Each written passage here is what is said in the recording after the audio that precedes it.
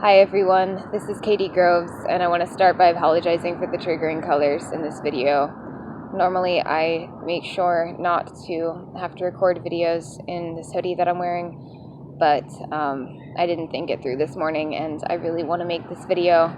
And the shirt that I'm wearing underneath is probably just as triggering, if not more triggering, so I'm just going ahead and leaving this on and being warm and trying to minimize any triggering impact that I have here. So, I don't even know what to say for this video. I've been having a really rough time dealing with my boyfriend's transition from methadone to suboxone. The latest news is that the suboxone is not holding him over. It is just not sufficient, and he's probably going to get back on methadone temporarily in order to keep himself from being in such severe withdrawals on a regular basis that he has to go to the hospital.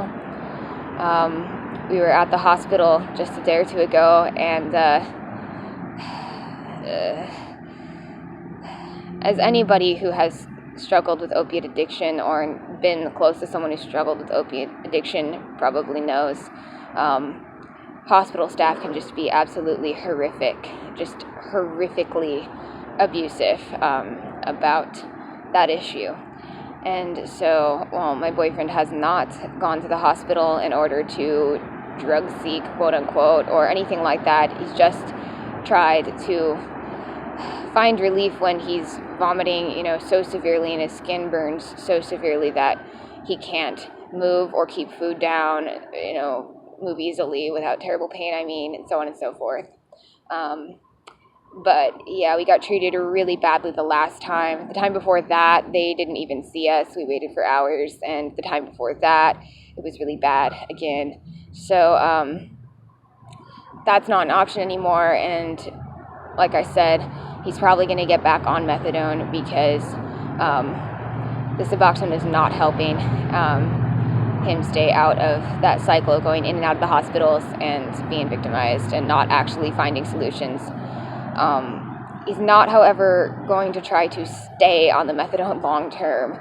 He wants desperately to get off of methadone, and so what we're going to be doing is looking for another doctor, probably somebody not in our insurance network, and it's probably going to have to be paid for by his family. We'd have no other way to do it, and I don't know what's going to happen with that yet, but we're going to be looking today and just trying to do all that we can to find him some kind of help. And if we truly can't find it in this terrible town that we're in, at least terrible in terms of the medical industry, we're probably going to be looking at moving.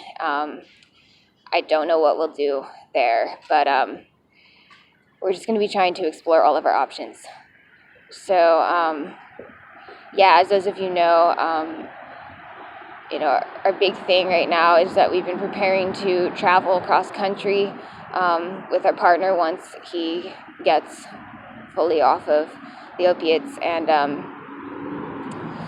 that may obviously be prolonged by our inability to find good solutions. But we're going to continue doing the best that we can to support him through it, and he's going to continue to do the best that he can. I firmly know and trust that. So hopefully soon we will still be able to go through with our plans and leave this frustrating town and find our place in the world. I know that not everybody who follows my channel understands why we want to travel homeless, and I don't think that this is a video for me to explain more deeply than I already have, and I don't want to repeat myself either, but I will just say that it is the right thing for us to do. It is absolutely the correct thing for us. It is the next step in our life paths, and maybe I should say our shared life path, as that is what it appears to be. And we feel so trapped and confined where we are, and we just want so much to be free. And we understand what hardships would come with traveling homeless. But for us, it would entail a sense of freedom that we seek. Okay, I'm not sure what else to say. I'm getting kind of nervous because I can hear people are somewhat around, but I want to say more. I guess I'll just say that I'm continuing to deprogram. I'm continuing to move forward in my attempts to secure all of my systems so that I truly feel like I am not at risk of accessing in the DID programming sense. I think that I'm a lot more secure than I realize, but it's going to take a lot more integration and deprogramming for me to really feel it. And I've also been focusing a lot on recognizing that, like I said, I may be able to prevent accessing in terms of the DID programming, like having alters called forward through triggers, but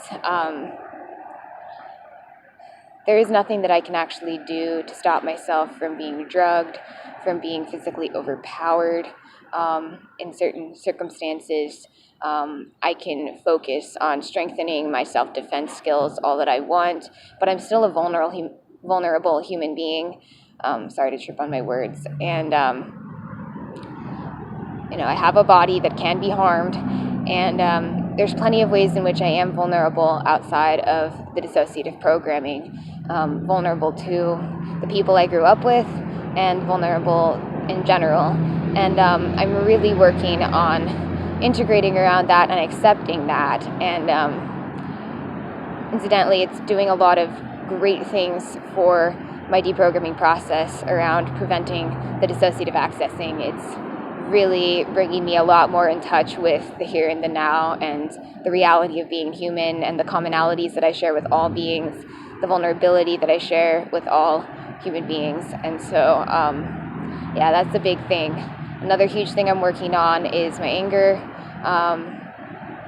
I am a really angry person, and I have done a lot of work to let go of anger and succeeded, but lately, due to the trauma around my boyfriend's methadone issue and just trauma in general, I've been in a really intense place with my anger. I've been venting a lot and having trouble recognizing certain people who don't see me as human themselves.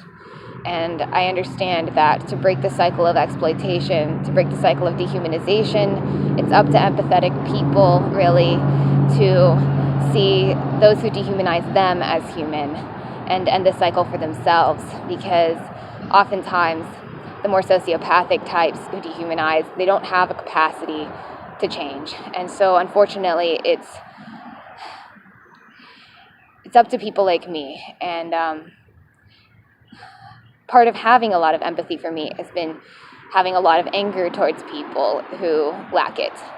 And it's really hindered me in my spiritual growth. And so that's just something that I'm working on. And I'm finally starting to have the breakthroughs that I need to be having to really transform my anger into light. I've really gotten a lot of inspiration from Thich Nhat Hanh. I know that I've said that before on this channel a few times. The Zen monk Thich Nhat Hanh has done a tremendous amount for me just through his books and some of his peace talks online. And his book Anger really revolutionized the way that I saw anger, and it really tied together some things that I learned around inner child work in the 12-step group, Adult Children of Alcoholics. And so I know what I need to do. I know now how to process anger. I've known for some time, but it's addictive. It's very physiologically addictive, and having two parents who are narcissistic rageaholics, I may not be a narcissistic person, or at least I'm not a narcissist. I can be very self-centered, but I'm not a narcissist. I may not be a rageaholic, but I definitely am chemically addicted to anger to a degree. So I'm trying to recognize that, accept that, and really do the inner child work necessary and the trauma processing necessary to overcome it. Okay, I feel like I've rambled a bit. I hope that this video is helpful to people. I feel like it's markedly different than any other video I've made before. I'm not sure if other people will pick up on it, but I have integrated significantly since my last video. So I definitely feel like I'm in just a different place with video making, and I hope that that is noticeable to people in a positive way, as I definitely like it when other people recognize my progress. Okay, that's really all I've got for this. Thanks.